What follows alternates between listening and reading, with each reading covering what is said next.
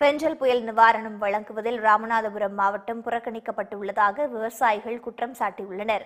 பெஞ்சல் புயலால் பாதிக்கப்பட்ட விழுப்புரம், கடலூர், கள்ளக்குறிச்சி, அரியலூர், செங்கல்பட்டு, தருமபுரி, காஞ்சிபுரம், கிருஷ்ணகிரி உள்ளிட்ட 18 மாவட்ட விவசாயிகளுக்கு 498 கோடியே 80 லட்சம் ரூபாய் நிவாரணத் தொகையினை ஒதுக்கி முதலமைச்சர் ஸ்டாலின் உத்தரவிட்டார்.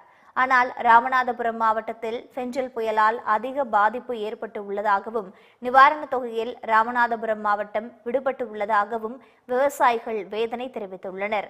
மேலும் பாதிக்கப்பட்ட விவசாயிகளுக்கு ஏக்கர் ஒன்றுக்கு 30,000 ரூபாய் வரை நிவாரணம் வழங்க வேண்டும் எனவும் கோரிக்கை விடுத்துள்ளனர்.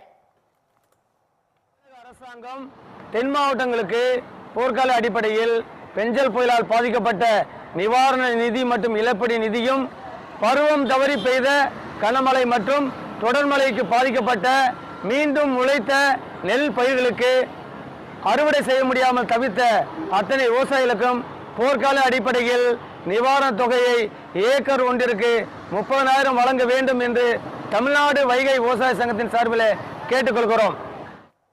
10,000